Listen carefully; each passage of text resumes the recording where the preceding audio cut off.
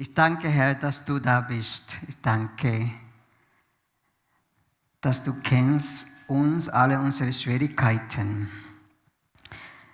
Und ich bete, dass du mir heute leitest. Du kennst meine Woche und du kennst alle Schwierigkeiten, die ich diese Woche erlebt hatte. Und ich möchte einfach, dass du kommst mit Kraft und zu uns sprichst. Amen. Schwierigkeiten ist ein Wort, das nicht so viele für uns haben gerne. Schwierigkeiten hier, Schwierigkeiten dort, Schwierigkeiten da, auf die Seite. Es gibt so viele Schwierigkeiten in unserem Leben. Als ich diese Predigt vorbereitet habe, habe ich zu Gott immer geschrien und ich habe gesagt, bis wann? Bis wann? Warum muss so viele Schwierigkeiten im Leben haben? Und mir ist in Sinn David, der König David. Er hat immer, und ich genieße die Psalmen zu lesen, weil die Psalmen für mich sind eine Ermutigung, da es Hoffnung gibt mitten unserer Schwierigkeiten. Ich weiß es nicht, was für ein Typ du bist. Ich weiß es nicht, wie du in Schwierigkeiten reagierst. Ich bin ein Typ, dass ich liebe Harmonie. Aber mit der Zeit, mit den Jahren habe ich gelernt, nicht von Büchern, sondern von Gott gelernt, dass die Schwierigkeiten zu unserem Leben gehören, dass Konflikte zu unserem Leben gehören.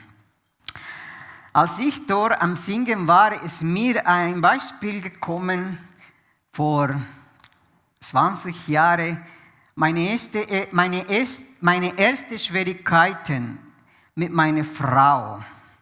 Und was habe ich mitten diese Schwierigkeiten gemacht? Ich könnte diese Schwierigkeiten nicht konfrontieren. Und dann habe ich etwas einfacher gemacht, das vielleicht du auch machst. Und ich finde es auch recht. Ich habe davon von den Schwierigkeiten und ganz genau von meiner Frau weggelaufen.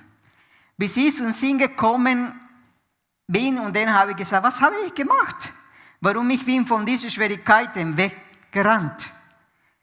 Und dann habe ich entdeckt, dass viele von diesen Sachen kommen von meinen Prägungen als Kind.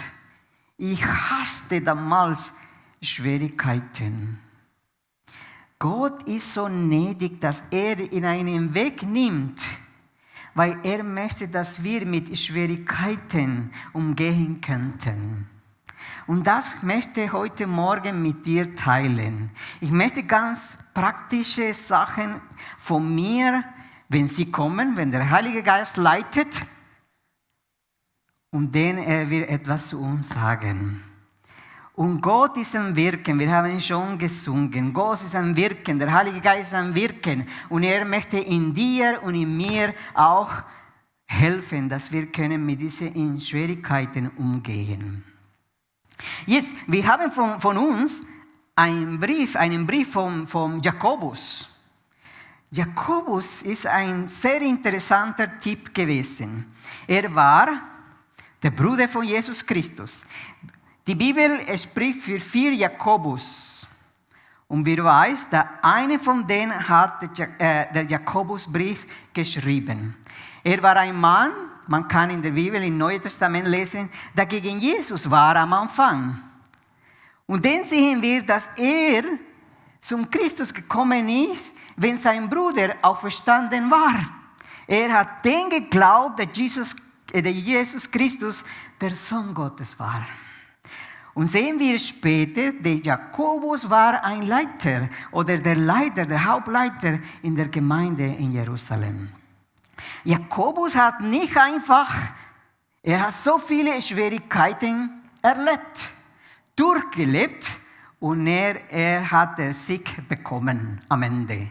Obwohl wir wissen, dass Jakobus ein Märtyrer war oder ist. Er hat sein Leben für Jesus Christus auch aufgegeben.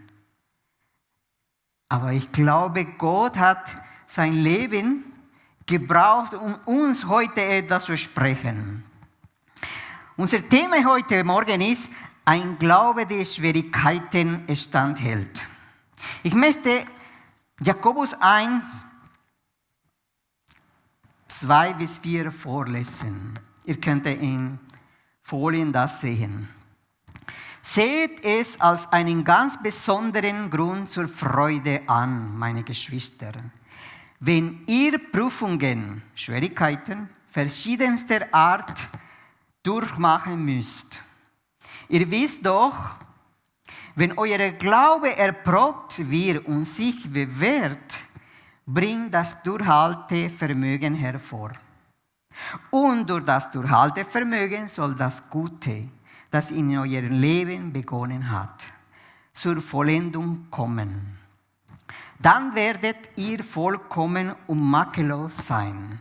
Und es wird auch an nichts mehr fehlen. Das sagte Jakobus. Erste Schwierigkeit, die ich hatte, ist, zu verstehen diese Wörter in Deutsch. Ich habe keine Ahnung, wenn ich den Text gelesen habe, das war so schwierig für mich und ich musste meine Frau fragen, meine Kinder und so weiter, habe den Text mit Spanisch konfrontiert und für mich war einfach schwierig. Aber Gott sei Dank, er hat meine Gedanken, er hat mir Gedanken gegeben für heute Morgen. Und ich möchte diese Gedanken mit dir teilen. Seht es als ein ganz besonderer Grund zur Freude an. Das, was mich sehr irritiert, war, was Jakobus hier geschrieben hat. Und ich habe gemerkt, das Wort Freude, das. Grund zur Freude, wenn du und nicht durch Schwierigkeiten gehen müssten. Müssten steht da. Wenn wir müssen durch diese Schwierigkeiten, müssen wir Freude haben. Und wie gesagt, das hat mich irritiert. Habe ich denn angefangen zu nachdenken, was bedeutet Freude inmitten der Schwierigkeiten zu haben? Ich sage später was. Normalerweise haben wir Freude, wenn jemand Geburtstag hat. Normalerweise haben wir Freude, wenn ein Kind auf die Welt gekommen ist. Wenn wir verheiraten können, haben wir Freude. Aber wenn ich ganz ehrlich sage, durch Schwierigkeiten gehe, ich spüre keine Freude, sondern Tränen, Depression, schlechte Gedanken. Ich möchte einfach weggehen, weil ich kann das nicht durchhalten. Und wir werden heute Morgen lernen, das ist das Ziel, das Gott mit uns hat. Er will, dass wir durchhalten lernen. Amen. Jakobus sagt, wenn ihr Prüfungen verschiedenster Art durchmachen müsst. So, das gehört zu uns. Im Kontext, das Wort verschiedenster Art in das Original ist Multicolor. Viele Farben, viele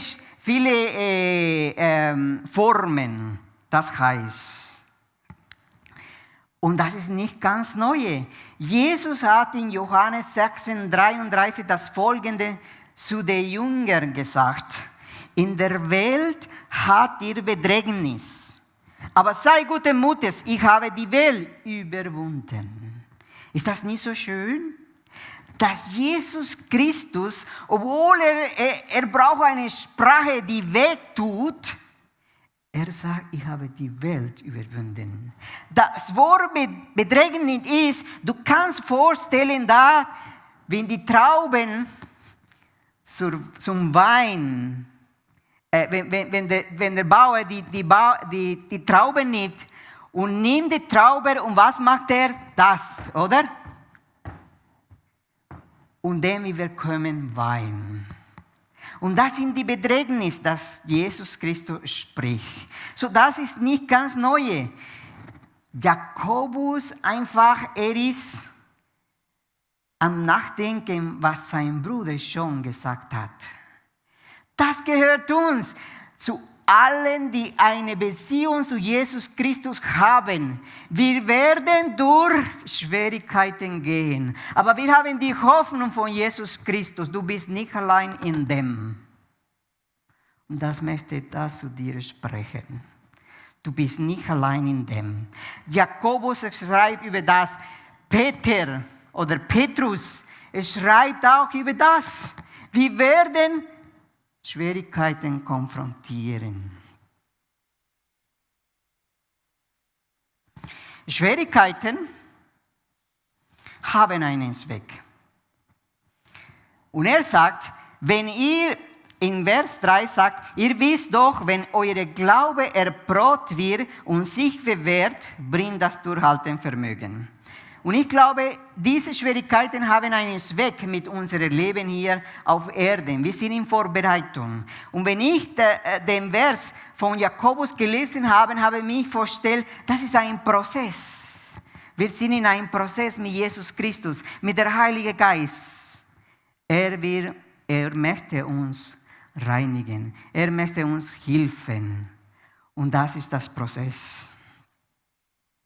Ihr wisst denn, wenn euer Glaube erprobt wird und sich bewährt, bringt das Durchhaltevermögen. Jetzt, ich möchte das Wort Durchhaltevermögen erklären. Weil hier sehe ich ein ganzes Bild, das uns durch diese Schwierigkeit helfen könnte. Darum habe ich diesen Sack hier gebracht. Du kannst vorstellen, im Original, in biblischer Sprache, man spricht von einem A bis B. Und in B ist das Ziel von uns als Nachfolger von Jesus. Ich glaube, ich bin nicht in... Ja, das ist gut. Entschuldigung. Und ich sage, das ist ein Bild von einem Mann, der belastet mit Schwierigkeiten ist und er versucht, zum Ziel zu gehen. Aber er hat die Möglichkeit, wegzurennen nach rechts oder nach links und die Schwierigkeiten weglassen. Aber der Mann, er weiß, er hat alle Versprechungen von Gott in seine Seele, in sein Herz. Und er sagt, egal was passiert, ich möchte zum Ziel kommen. Und er macht weiter. Und ich sage, du bist mein Gott, du bist meine Stärke, du bist meine Zuversicht, du bist meine Fluchtungsort. Und ich möchte zu dir kommen. Er hat von A bis B hat das Prozess von Durchhaltevermögen erhalten. Ich glaube, wir leben in einer Gesellschaft, wo wir das lernen müssen. Viele von uns nennen wir uns Christen, aber sobald eine Schwierigkeit kommt, machen wir so. Wir gehen weg. Wir gehen weg. Weil manchmal, was wir geglaubt haben, ist nicht fest verankert in unserer Seele. Wir gehen weg, weil was wir geglaubt haben, ist nicht verankert in unser Herz.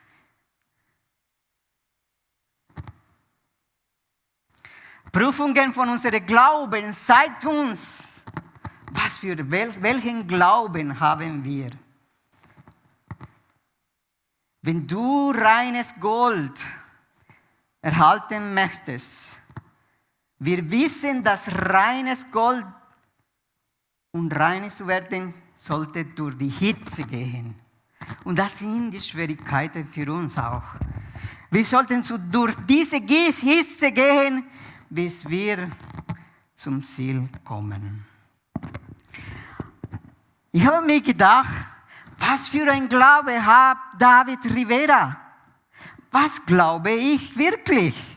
Glaube ich, dass Jesus nur für mich gekommen ist und alles für mich gemacht? Glaube ich das wirklich? Oder habe ich einen Glaube, das basiert hier nur in Geschichte, das ich in der Sonntagsschule gelernt habe. Ich sage das nicht, es ist falsch. Aber manchmal für mich, diese Geschichten waren nur Märchen.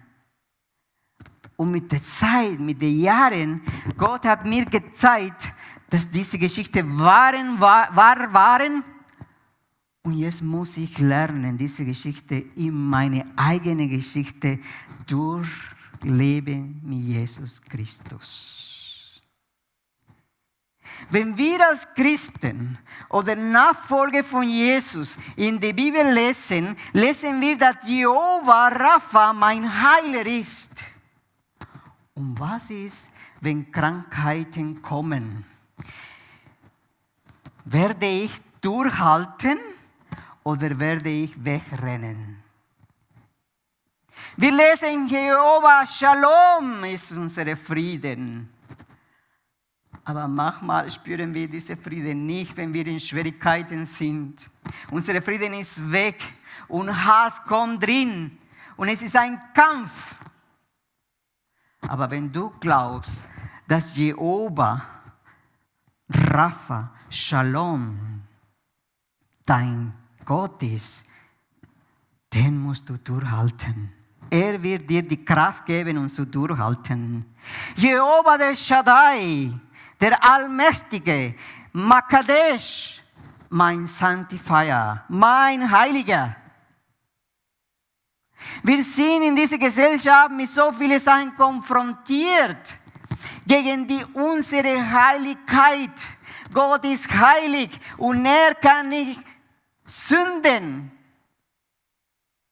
ertragen. Er will, dass du durch diesen Weg lernst, ich kann nicht mit Sünden leben, weil Jehova ist heiliger. Und ich sollte wie Jehova werden. Heiliger. Das ist das Ziel. Wir lesen, dass Jehova Jireh ist. Jehova Jireh, mein Versorger. Und was ist, wenn kein Geld mehr auf dem Konto ist? Was ist, wenn du deinen Job verloren hast? Was ist, wenn du nicht mehr deine Kinder ernähren? Ist Jehova Jireh dein Versorger? Jehova Sabaoth, er ist mein Beschützer. Und ich selber habe Probleme hier. Ich glaube nicht 100% bis jetzt, dass er mein Beschützer ist. Und ich habe zu ihm gesagt, Gott, du bist nicht mein Beschützer. Es tut mir leid, aber ich kann das nicht glauben. Du hast so viele Sachen in mein Leben weggenommen. Und ich glaube, du warst nicht da, wenn ich brauchte. Darum habe ich Zweifel. Und ich bin in diesem Prozess mit dir. Aber es tut mir weh, dass du da nicht warst, wenn ich dich brauchte. Aber wir sollen unsere Gedanken, wir sollen ein Umdenken haben. Es gibt Leute, die sagen, du darfst nicht zu Gott schreien. Aber wenn du kannst nicht zu deinem Gott schreien, denn dein Gott ist nicht ein Gott, der alles halten kann. Ich glaube, mein Gott ist so groß, dass er kann meine Schreien hören und sagen, David, ich bin bei dir jeden Tag, obwohl du jetzt nicht glaubst. Ich werde dich helfen, von A bis B nachkommen. Und du weißt warum? Und weißt du was? Ich spüre das. Ich spüre das in meiner Seele. Ich kann das nicht erklären, ich kann nicht wissenschaftlicher das erklären, aber das ist die Realität. Gott ist groß. Und wenn du das nicht glaubst, wenn dein Gott nicht so groß ist, und dann sollen wir alles vergessen. Es gibt Christen, die mir sagen, das und das stimmt nicht in der Theologie. Aber ich sage, Gott ist größer als unsere männliche Theologie. Er ist größer. Du musst einfach glauben.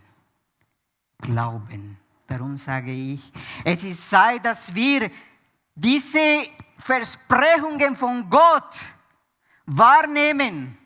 Dass wir sagen, du bist mein heiler Gott, du bist mein Frieden, obwohl Frieden da nie ist. Glauben wir alles das? Schwierigkeiten entwickeln in uns das Durchhaltenvermögen.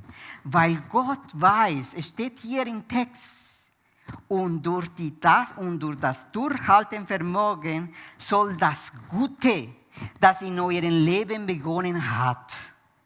Er weiß, was die Gute in dir ist. Er weiß das. Wir wissen manchmal das nicht. Wir sagen uns, ja, ich bin schlecht, ich bin nicht gut und so weiter. Aber er weiß, dass du gut bist, weil er hat dich geschaffen. Er kennt dich.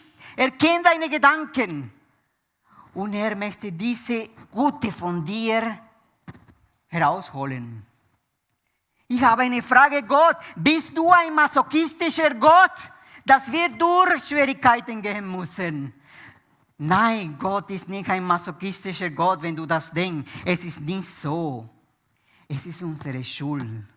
Gott hat uns so perfekt gemacht. Und wir haben alles kaputt durch Sünde gemacht. Darum sollen wir zurück zu ihm sagen, Herr, es tut mir weh. Es tut mir weh. Ich habe alles falsch gemacht.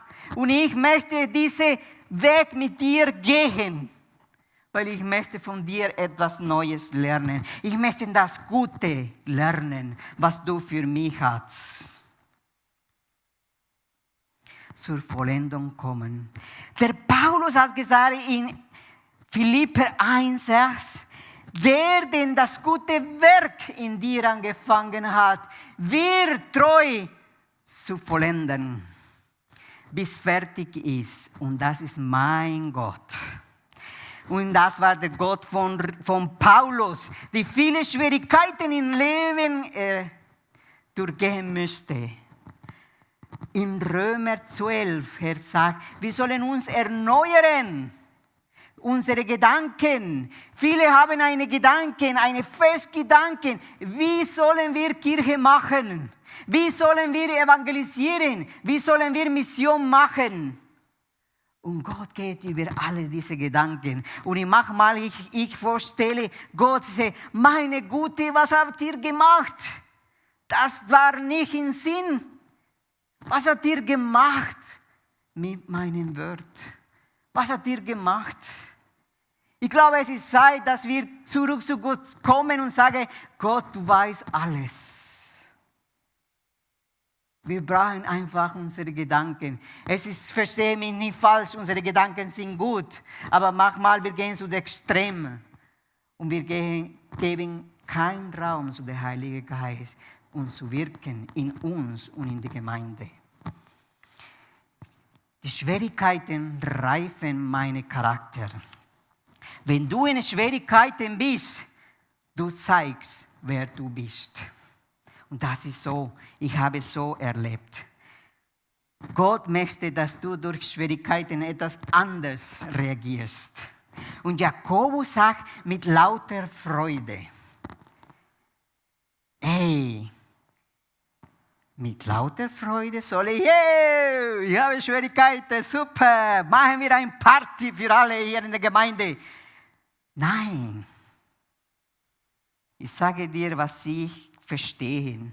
Und wie gesagt, Gottes Wort ist so multicolor, dass du etwas anderes, Gott kann zu dir etwas anderes reden als ich.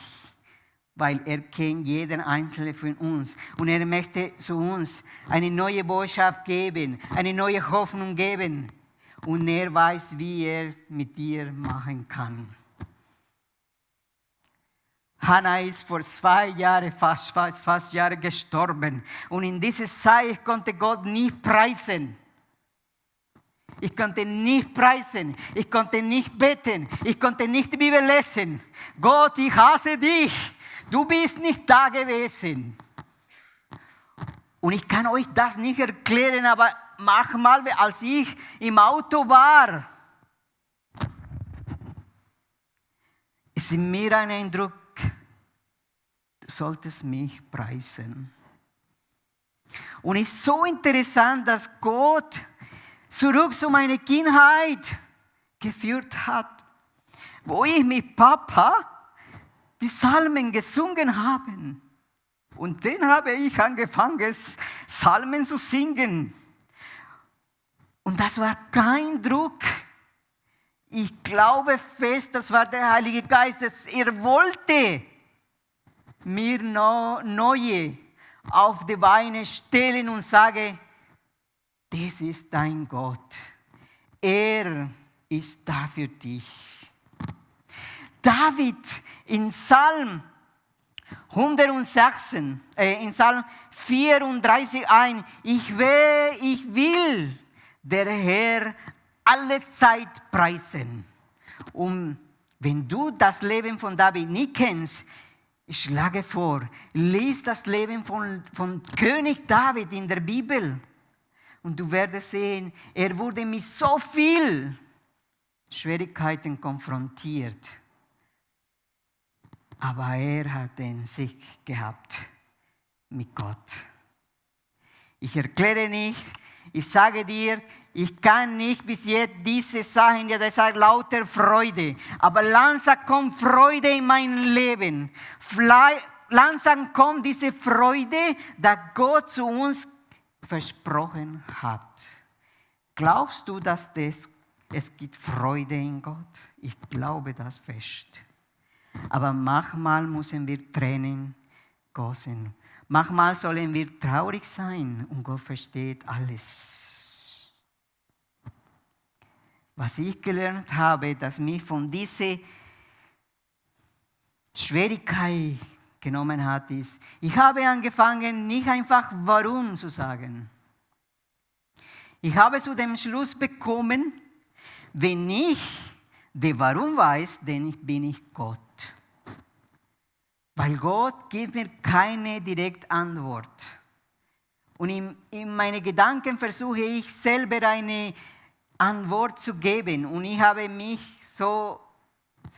für mich das so genommen, okay Gott, du gibst mir keine Antwort, weil ich kein Gott bin. Ich möchte nicht mehr fragen, warum, sondern was hast du für mich? Nicht warum, was hast du für mich? Als ich angefangen habe, was ist das für mich? Was ist das für meine Familie? Was ist das für meine Kirche? Er hat angefangen, neue Antworten zu mir zu geben, neue Kraft gegeben, neue Freude. Und ich bin immer noch, vielleicht denkt der David ist perfekt. Nein, noch nicht. Und ich werde nicht perfekt, weil ich sehe mich wie dieser Mann hier am Tragen, diese Belastung, weil Gott möchte etwas Neues von mir herausholen. In dieser Zeit brauchen wir, was Jakobus sagt. Jakobus sagt, wenn aber jemand von euch Weisheit mangelt, so bitte er Gott, der allen willig gibt und keine Vorwürfe macht. Wenn wir durch Schwierigkeiten gehen, brauchen wir Weisheit. Wenn wir die Schwierigkeiten in Glauben nehmen, akzeptieren wir die Schwierigkeit. Wenn wir die Schwierigkeiten in Ärger nehmen, werden wir bitter. Darum brauchen wir Weisheit. Wenn ich in einer Schwierigkeit bin, ich muss Gott fragen, bitte gib mir Schwierigkeit, gib mir Weisheit. Wie könnte ich jetzt reagieren? Die Bibel sagt, wenn du nicht weißt, du könntest auch andere Leute einladen, um über die Schwierigkeit zu reden. Und dort gibt Weisheit. Es steht in Sprüche 11, glaube ich. Ich bin nicht sicher im Moment, 1,11 oder so. Es gibt Weisheit, wenn wir andere einladen. Aber es gibt Leute, sie wollen einfach isoliert sein. Und dann sie werden bitter. anstatt ehrlich zu sein. Und ich wünsche mir eine Kirche, wo uns ehrlich zu Gott sein könnten und zu unseren Geschwistern. Weißt du was? Die ersten Christen haben Heilung gespürt, weil sie waren zusammen, sie haben alles geteilt. Aber wir leben in einer individualistischen Gesellschaft. Es ist nur für mich, nicht für dich. Aber wenn wir das machen, isolieren wir uns. Wir sind selber schuld, wenn wir tief gehen. Weil die Gemeinschaft ist da. Es gibt Heilung. Gott bringt Heilung in die Gemeinschaft. Wenn du aufmachst und sagst, ich bin im Moment in Schwierigkeiten. Bitte, bete für mich. Ich brauche einen Besuch. Komm, besuch mich. Trink einen Kaffee mit mir. Reden wir über das. Und ich freue mich, wenn Leute zu mir telefonieren und sagen, David, komm. Trinken wir zusammen einen Kaffee. Wir beten zusammen. Und dann gehe ich und dann sehe ich Freude wieder. Freude herrscht, wenn die heilige Gemeinschaft zusammenkommt. Wir haben gesehen, Gott ist ein Gott, der uns viele Versprechungen gegeben hat. Und er haltet seine Versprechungen. Bitte, meine Befehlung oder mein Rat zu dir ist, gehe zurück zu dieses Buch hier. Such für dich die Versprechungen von Gott. Lern den. Frag ihn, du hast das gesagt, das habe ich nicht geschrieben. Du hast das geschrieben. Und ich möchte, dass du zu mir machst. Und das ist gefährlich. Weil wenn du Gott fragst und dann sagt er, okay, mein Lieblingssohn, meine Lieblingstochter, komm mit mir, wir gehen zusammen in den Prozess, dass du durchhalten Vermögen lernst. Ich möchte hier schließen, aber du hast jetzt viel gehört. Das Beste ist, nimm Zeit mit Gott. Nimm Zeit mit den Geschwistern. Spreche mit ihnen, wo dir weh tut. Und ich möchte mit einem Text schließen. Das ist ein Text, ich habe in der letzten Treff von meiner Trauerbegleitung bekommen. Und es steht hier, wenn in mir nicht Stille, sondern Sturm ist, ich nicht spüre, dass du da bist. Und die Lebensfäden wir durcheinander gehen, wenn die Wege nicht klar sind, die Zeit mir davon ringt. Und es leichter ist, nach unten als nach oben aufzusehen, wünsche ich mir, mein Glaube würde stärker sein. Wenn Gott benutzt Leid, um Widrigkeiten, um meine Seele zu bereiten, wie die Perle durch das Wirken eines groben Körnchens Sand. Will ich lernen aufzuschauen, dass Gott es gut meint. Ich geborgen bin in seinem Vaterhand. Dennoch bleibe ich stets nahe bei dir. Gott segne euch.